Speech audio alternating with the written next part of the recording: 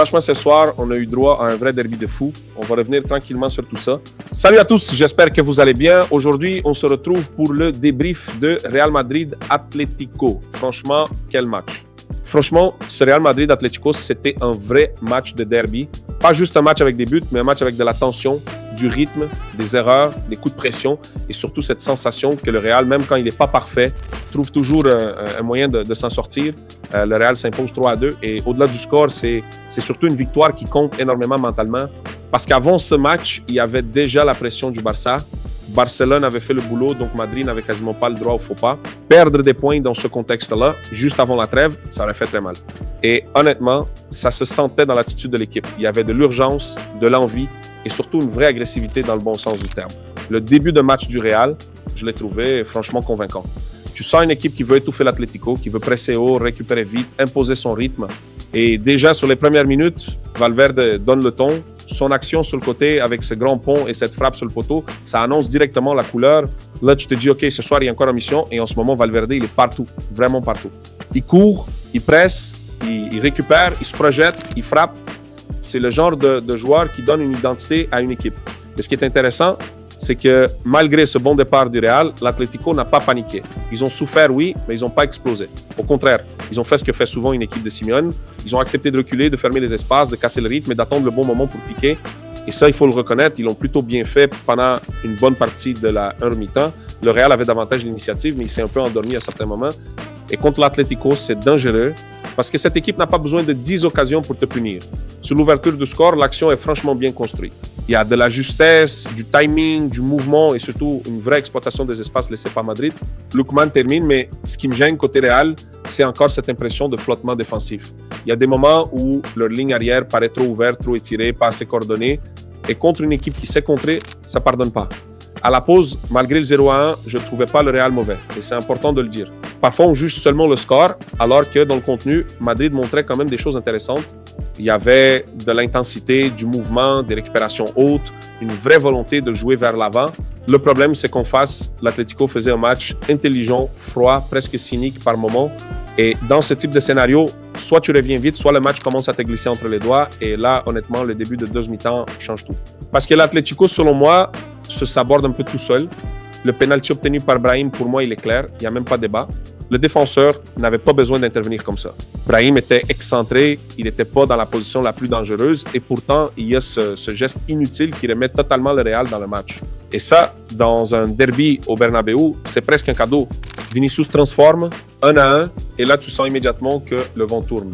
Le vrai tournant, pour moi, c'est surtout la manière dont Madrid enchaîne derrière parce que le 2-1 arrive vite. Et il arrive encore sur une situation où l'Atlético manque de dureté, manque de lucidité, manque de réaction.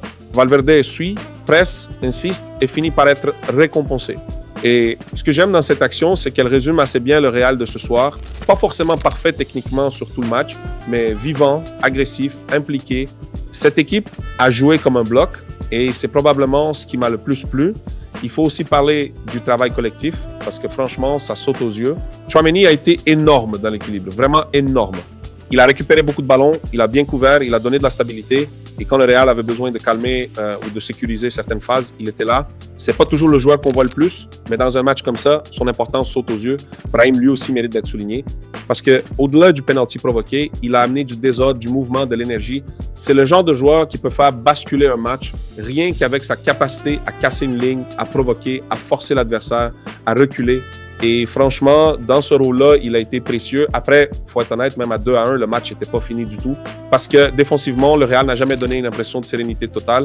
Et le but de Molina, c'est un vrai avertissement. La frappe est magnifique, oui, mais il y a encore trop de liberté laissée au porteur. Dans un derby comme ça, tu ne peux pas offrir autant de temps pour armer une frappe.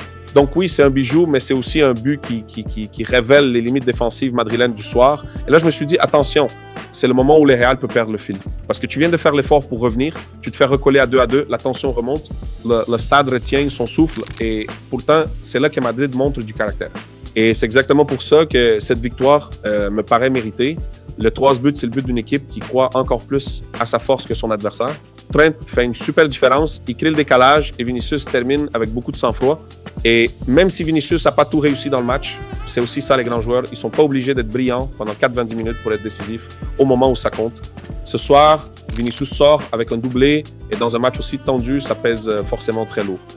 Globalement, mon ressenti, c'est que le Real a gagné parce qu'il a été plus vivant, plus tranchant, plus collectif, mais aussi parce que l'Atlético a trop donné. L'Atlético a eu ses moments, a fait de bonnes choses, a très bien exploité certaines failles madrilènes, mais à ce niveau-là, tu ne peux pas offrir autant dans les moments clés. Le penalty concédé, le manque de fermeté sur certaines actions, la gestion émotionnelle après l'égalisation, tout ça leur coûte cher. Il faut aussi dire un mot sur Arbeloa, parce que ces dernières semaines, il prenait pas mal de critiques, mais il faut reconnaître qu'il a réussi à installer quelque chose. Avec les absences, avec les ajustements, avec les retours qui arrivent progressivement, son équipe commence à dégager une vraie idée collective. Et ça, c'est important. On ne voit pas juste des individualités qui brillent chacune de leur côté. On voit une équipe qui travaille, qui presse, qui se donne, qui joue avec plus de cohérence. Maintenant, la vraie question, elle est là. Est-ce que cet équilibre va tenir avec le retour des gros noms? Parce que c'est bien d'avoir trouvé une formule qui fonctionne dans l'urgence, mais le plus dur commence presque maintenant. Quand Mbappé, Bellingham et les autres seront pleinement de retour, il faudra garder cette intensité, cette discipline et cet esprit collectif. Si les titulaires reviennent avec l'idée de faire seulement parler leur talent, le Real peut reperdre ce qu'il a construit. Mais s'ils reviennent au service de ce collectif-là, alors là, Madrid peut faire très mal sur la fin de saison. Concernant Valverde et son rouge, mon avis est simple. C'est le genre d'action où je comprends les deux lectures. Certains diront que c'est sévère, d'autres diront que le geste est trop dur pour laisser passer. Personnellement, je trouve que le geste est suffisamment dangereux pour que le rouge ne soit pas un scandale. Et avec l'historique qu'il peut y avoir entre certains joueurs, ça n'aide jamais.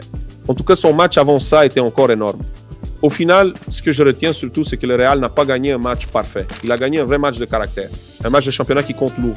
Un match où il fallait répondre à la pression. Un match où il fallait revenir. Un match où il fallait assumer. Et franchement, ce genre de victoires, ce sont souvent celles qui relancent vraiment une équipe dans une course au titre. Le Barça reste devant, mais Madrid reste vivant. Et surtout, Madrid envoie un message, tant que cette équipe respire encore, rien n'est fini. Voilà pour ce match. Franchement, c'était lourd. Dites-moi en commentaire ce que vous en avez pensé. Prenez soin de vous et on se retrouve très vite.